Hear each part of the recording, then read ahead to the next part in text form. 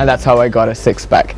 But welcome back to Sri Lanka. Good morning, Sri Lanka. Sorry. Welcome back to Sri Lanka? Welcome back to Sri Lanka. I think that's a better way. Did everybody go abroad? Yeah, because everyone's... I don't know where I went with that. Welcome back, though. In case you just tuned in, we're here with Dr. Harindu Vijay Singer, who's back, and we're speaking about fitness and lifestyle and health. Yes. That's most important. Just before we went into the break, you brought up pregnancy. Now, a lot of the ladies that are watching, the new mommies, would you recommend that they, as soon as they have their baby, go straight to the gym or start working out to lose that baby fat? Is there a time period that it's best to lose your fat? I've heard there is. Actually, it's during the pregnancy period that you should start watching the weight, and you can keep exercising right during the period. Yeah, things like walking, even a bit of swimming you can do. And again, watch your diet. The best thing is when you're pregnant, to watch your diet, just consult your obstetrician. He's the best person because you want to have the correct amount of calories without having excess calories. So just keep watching the weight and exercising. And after the delivery, once you're again cleared by your obstetrician, you can get back to your normal day-to-day things. But again, it's a diet which is going to be very important.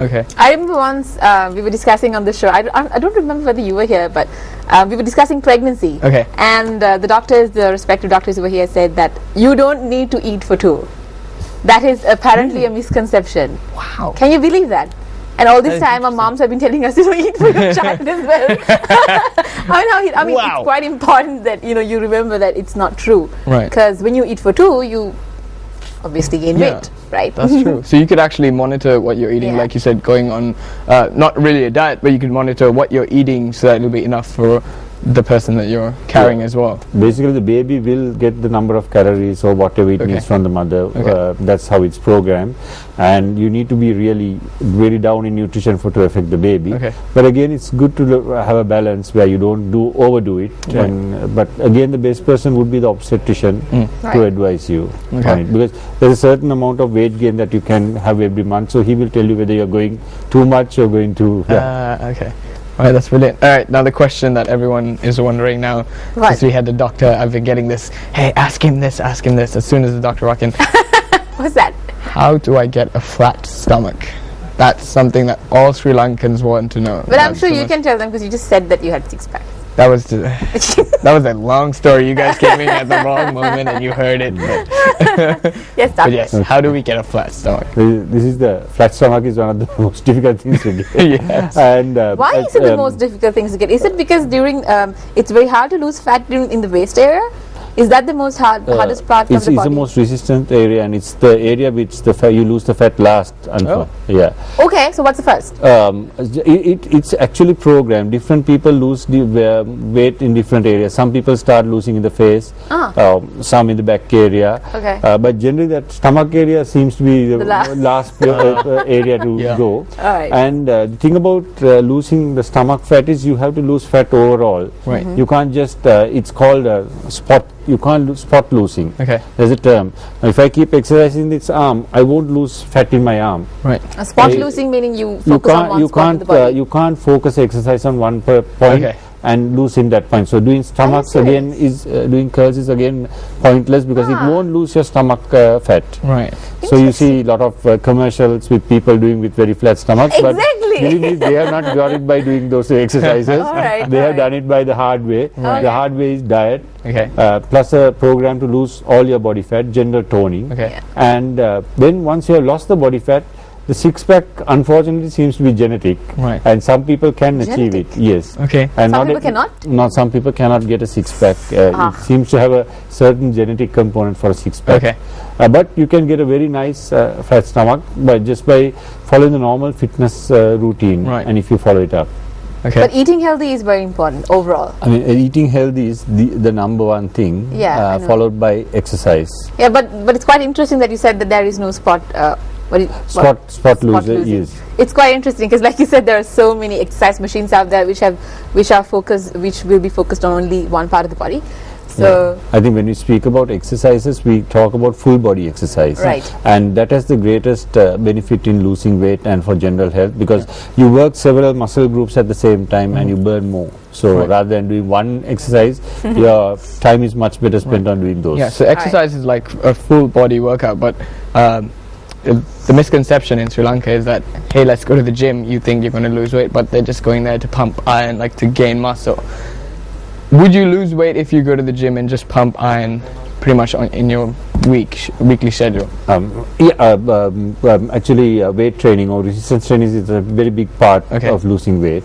It plays a huge role, and because what happens is when you put on more muscle on your body, your basal metabolic rate, or the number of calories you burn throughout the day, goes up. So that's why I think you asked the question why males or females have the highest metabolic rate. Exactly, I was wondering. And males have a higher metabolic rate because they have more muscle mass on their body than females.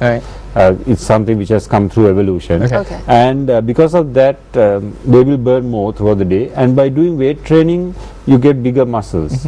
So sometimes you may not lose weight, but you do lose more body fat on your body. But there's one misconception: you can't lose weight and build up muscle both at the same time. You're going to gain a bit of fat when you bulk up. Yes, that's true. Would you suggest that we try then dietary like supplements there? Would that make sense instead of? I personally don't believe much in supplements. I believe that the healthy diet, that's what we always recommend even to sports people. The normal healthy diet is your base. And supplements, I mean, if you want, you can try a bit of things like whey protein. The rest we don't recommend. Various things like creatinine, nitric oxide, and various things. But if somebody is not getting enough protein, you can go for some whey proteins. But again, remember that they also have a certain amount of calories involved. But if for gender fitness, a normal healthy diet with a proper gym workout routine is the most important thing. Quick question. Now, I've always wanted to know, is it best that we use, I brought this up the last time as well, is it best that we use a treadmill or we use the outdoors to run? And I wanted to repeat this because today's show is very relevant to that question. So I wanted to get the people watching and who missed this. I think last time we were talking about just joints and how it affects the joints of the legs and all. I think last time I said that running on a treadmill has less effect on a joint than running on a outdoor hard surface. That is one benefit of the treadmill. Second is, of course, if you have it at home, you just get on it and go. But you also mentioned that we should have a good treadmill. You should have a good treadmill, not a very cheap one. The good treadmills are really good. Now, the effort you have on a treadmill is generally less than going outdoors. They say it's about 10 to 15% less than running outdoors. So when you run outdoors, there's more what we call friction of the surface, and it's a bit more harder than running on a treadmill. But then, I mean, I would say either is all right. And especially if you have problems with your knees and all, running especially on outdoor hard surface, you're better off running on a treadmill. I see. Alright, this question comes on our Facebook page, a private message for the doctor himself. Why are muscles sore after a workout? Why are muscles sore after a workout? Because we work out. Sorry. maybe not. Because the muscle is tired. I don't know. Let's ask the expert. Now, when we work out, what we are trying to do is we are trying to stimulate this muscle to grow. So in doing that, we are pushing it a bit to the extreme of what it can do, and so it's going to feel a bit sore in the following day. So you have to rest those muscle groups the following day, then only that muscle grows up and becomes bigger, and that's when you get the benefit. Now, if you are getting excessive soreness, that means your workout is too much. I mean, it has to be after 48 hours you should be nearly fully recovered.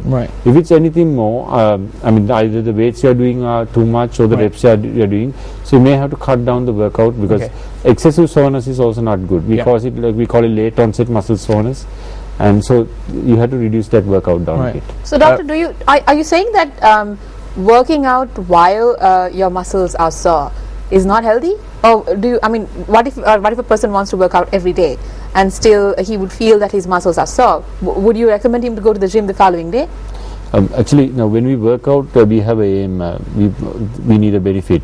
And say if I'm going to work my chest muscles today, and I have to give it a rest the following day so that it builds up. So you do something else, maybe. You do something for your legs. You do something walking. And so in that time, the body has got stimulated. That muscle has broken down and rebuilt bigger. So the next, say 2 days, when I do the next exercise, the chest muscle is bigger and I can push more.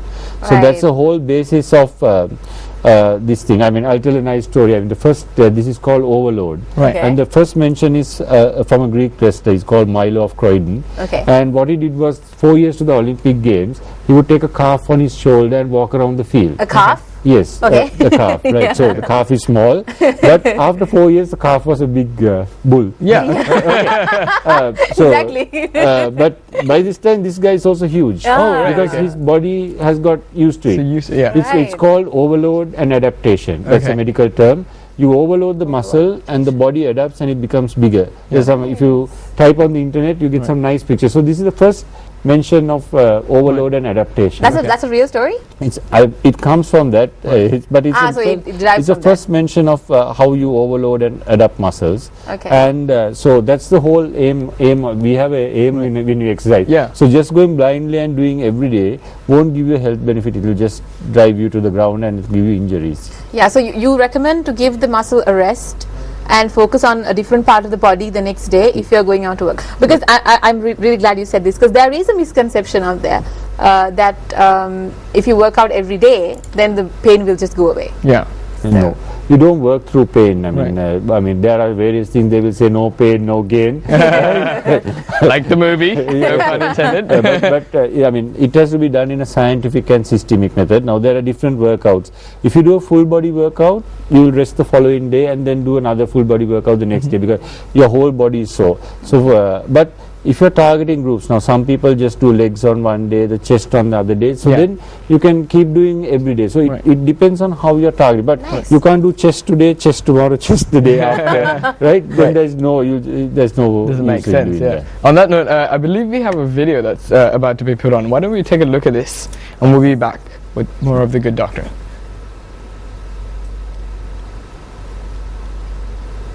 Alright, so doctor, what's going on here? It shows, I mean, this is biceps and the triceps? Biceps and the triceps. Yeah. Okay. And it shows two muscles working in groups. Okay. And this shows one of our basic exercises where we work the muscle. It's a push-up. And this is we are just using our body weight to stimulate these muscles to grow. Okay. This is another exercise, a dumbbell-based exercise. It's a lunge. Okay. And you can see them holding a dumbbell. Yes. And this is another resistance exercise, a machine. Okay. This is a bit of an advanced machine, but you have the normal machines you have in the gym. Whoa. Right. So this is stimulating, and this is using a barbell. Right. So these are all the different ways that we use to stimulate our muscles to become bigger. Right. And the various equipment that we get. So if and this is a easier one. This is a resistance band, and then we use these various equipment which can use to stimulate muscle, which is a kettlebell. Okay. Right, and then you can use the various balls and various things. Yeah. So I mean, this is the basic ways that we stimulate muscles. Okay. And so in our body, these muscles are there in groups. Okay. And when we stimulate these muscles, there's various methods we can use. Okay. And various exercises that we use to stimulate muscle. Yeah. And as I said earlier, the whole idea is to stimulate this muscle to grow bigger. Yeah. Right. So one of the basic methods is what we call isometric. Okay. Where the muscle is not moving. Right. And as the video comes up, you will see one of those isometric exercises. Right. And if you see this, now here this person is contracting the biceps, but the joint is not moving. Okay. So this is what we call an isometric contraction. Okay. So that if you can just keep your arm and press, you can feel the biceps tightening, Right. but the muscle is not moving. Right. So this is one of the exercises we use, and we use this in a lot of joint problems in the initial stages to strengthen muscles. Okay. Right. So this is the first type of exercise, so the contractions that we use. Right. And so this is a more modified, this is called the plank. Okay. This is one of the exercises we do to strengthen the core muscles, the stomach. And you can see there's a technique, and you hold it. When you hold all the muscles and they are not moving, but they are all contracting. Yeah. Right. Then the next one we call is the isotonic exercises, where when you bend, we call this a concentric contraction. The muscle is shortening against resistance. So this one is called that. Yeah, that earlier one was a concentric. This is a eccentric, where the muscle is being straightened, muscle is being pulled. Right. So when we do exercise, we stimulate the muscle on both the eccentric and the concentric ways. And actually, that eccentric one, where the muscle is getting stretched with the resistance, has more potential to stimulate muscle. So if you see doing a bicep curl, this is a concentric, that's eccentric.